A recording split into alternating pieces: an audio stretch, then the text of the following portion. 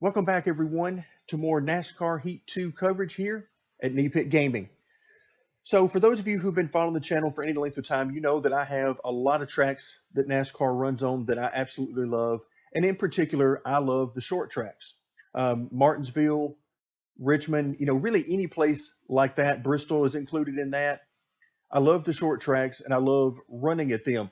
So, I was almost shocked when I was reminded in the game that the trucks don't run at Richmond. Now, that needs to change because the trucks are based, their very beginnings were for the short tracks to get back in sort of the roots of NASCAR. Of course, that NASCAR has taken them a long way away from that at this point in the tracks that they used to run on. But I simply cannot understand how we live in a day and time where the trucks do not run at Richmond. That is the perfect combination, and NASCAR needs to fix that problem immediately. However, since that's not likely to happen in real life, let's talk about what we're going to do in today's video. We're going to be talking about the setup and mostly the approach to Richmond. Now, there won't be any gameplay footage in this particular race because, as you can see here, I don't even have a speed rating there, which only really means that I haven't spent any single player time running events there. I've spent all of my time in career mode, and that's because in our career mode series, we are coming up on an Xfinity race at this track. So I spent all my time in career mode practicing for this. So I had tons of fun. I'm really excited to share the setup with you. This is one of my favorite setups because of how wonderful it drives for me. So I'm really excited. Let's head to the track. All right, so we're here in the Xfinity car, and before we get into talk of the setup, I'll let you know a couple of things. And first is I do use the same setup here with the Xfinity cars and the Cup cars with a couple of adjustments for the Cup car that we'll talk about as we get to that particular section. But before we get too far into the setup, I want to talk briefly about the track and then a little bit about lap times. The track itself is 3/4 of a mile and it's fairly low banked. It has more banking than Martinsville, less banking than somewhere like Bristol. So there is going to be some heavy braking involved at this track. Uh, there's a lot of time to be made up, particularly on the entrance to turn one. You can really arc it in, or you can choose to drive it in a lot straighter. Also, you have some differences in how you drive the car, particularly on corner entry. There are some types of drivers that will prefer to drive the car into the corner as deep as possible, stay into the throttle as long as they can, and then jump out of the throttle and immediately jump hard on the brakes. That's one way of approaching the entry to the corner. And I know a lot of people try to make passes that way and really try to dive bomb the entry to the corner. The other way is to really back the entry of the corner up and ease off the gas and ease onto the brakes, and really to the point where you could be completely off the brakes before you actually get to the corner. That's another way. And that way really takes advantage of sort of floating the car in, letting the car naturally turn its way through the corner. So keep in mind and figure out which type of driver you are, because driving the car differently will make the car behave differently. Always something you want to keep in mind. And we'll talk a little bit about an adjustment or two that you can use depending on which style of driver that you are. Let's move on now very quickly to talk about lap times. I didn't spend a whole lot of time worried about lap times because at this track, just like as with somewhere like Martinsville, you spend all of your time basically in traffic. So what's most important is that the car is stable and that it rotates well in the center of the corner, and particularly you're able to get the throttle down early and very hard and keep it down on the corner exit. That's really where you're going to make your passes here. Again, just like at Martinsville, when you're at a short track particularly, you've got to get through the center of the corner well so that you can get back to the throttle hard and then make your passes by getting up next to the guy on the following straightaway, and then you will simply have position on him going into the next corner. That's how you make the passes. If you're trying to make a living doing dive bomb passes going into the corner, then you're going to get yourself into a lot of trouble and probably a lot of wrecks if it's not done very delicately. All right, so lap times here in the Xfinity car, somewhere around a 21.1, 21.2, somewhere in that range. Cup car, somewhere around a 20.6, 20.7. Again, somewhere in that range, and you'll be perfectly fine. You'll definitely be faster than the AI and be able to work your way through traffic. Let's go ahead and take a look at the setup itself. You'll notice from the shock settings, I didn't mess with them because I didn't need to. I was very prepared to do that at this track because I knew that there were some ways I could use the shocks to really help the car on, particularly in the center of the corner and off, but I didn't really need to. The rest of the setup took care of that, so I was able to leave at all 10s. But of course, as always, feel free to adjust these to your liking and test around with them and see what the different corners do and don't do for you in the setup. Let's move on to the weight settings. Left side weight is maxed out because we're on an oval and only turning left. Nose weight or front weight is at 50.0, which is basically a neutral position. This really helps the car to rotate through the center. Feel free to reduce this number even more, meaning move weight more toward the rear of the car. It should really help the car to rotate. Just be careful about getting the car too loose and losing stability when doing that. Wedge is at 51.0%. Again, this is just basically a feel thing. I like the feedback that the car gives me when I'm running a little bit higher wedge than the 50.0 that most of the time the default setting starts with. The front and rear ride height is at 4.0 inches. Both of those are the minimums and no reason to change those.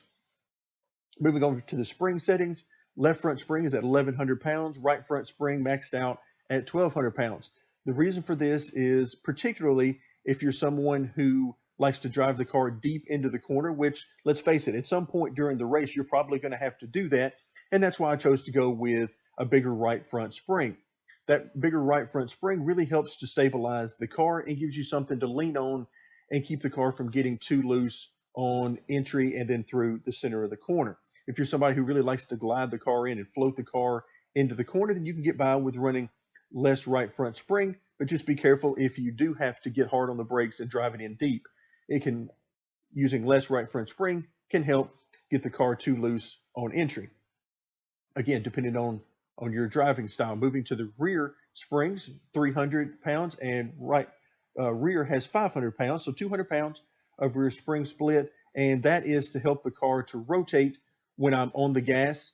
So it worked out absolutely great in this case. I could not be more happy with this particular setup. So 200 pounds seemed to be the perfect amount of split in the rear springs there. However, if for you find that the car is too tight under throttle, then increase the amount of split in the rear springs, meaning that you could either decrease the left rear spring and or increase the right rear spring. And of course, the opposite is also true. If you find the car is getting too loose on the gas, then decrease the amount of split by either increasing the left rear spring or decreasing the right rear spring. Tire settings, very simple here. 26 pounds on both lefts, 30 pounds on both rights. That's only 4 pounds of air pressure split between the left and right side. And that is simply because I didn't need to use a lot of split in the tires in order to get the car to rotate. Now, this is a setting that you really can use to your advantage during a race and pit stops. If you find that the car overall is not rotating well enough, then increase the split between the left and right side tires. That can really help you out. Or if, let's say that you're just a little bit tight coming off the corner under throttle. Obviously, you don't have the ability to change springs during a pit stop in the race, but what you can do is if you're tight coming off the corner, then one of the things you can do is either decrease the amount of air pressure in the left rear or increase the amount in the right rear. And of course, the opposite is true also if you have the opposite condition. So there's a lot you can do with tire settings. I think of the air pressure settings as basically a spring. That's what the tires are. So I treat them just as I would the spring settings. If I would normally in a certain circumstance increase one of the 4 springs, then I simply increase the air pressure in that particular tire. So thinking of tires as springs is a great way to think about any adjustments that you want to make during the race. Moving over to the miscellaneous settings, left front camber is maxed out at 10 degrees, while the right front camber is at -5 degrees. You can run more camber here. Certainly, you can also run less camber and be perfectly fine as well. The -5 degrees, I actually lowered that a little bit from the -10 that I would normally run at a lot of places, simply because under heavy braking, I like to run a little bit less camber to help out with the grip under braking. If you find that you need more grip under braking, then you have really two options. Most importantly, you have the brake bias option that we'll talk about just in a moment. And then you also can reduce the amount of camber in the tires, and that should give you more grip under braking. Let's talk a little bit about the front sway bar. It's at 1.15 inches. That is basically the lowest setting that I feel comfortable with as far as the stability of the car. But the lower you get this number, the more the car is going to rotate. Again, the problem here is you can actually get the car really loose and lose a lot of stability in the car by getting too low with this. And on the other side of that, you can also increase this number if the car is feeling unstable to you or is just rotating way too much. You can move this up a couple of clicks and you should notice a big difference. I'm not using the rear sway bar. Let's move on to the track bar. You can see there is 1 inch of split here, 9.5 inches on the left side, 10.5 inches on the right side. The higher that you get the track bar overall, the more that the car will want to rotate, particularly from the center of the corner off. And you can see I'm using 1 inch higher on the right, and that's just to help the car to rotate from the center of the corner off.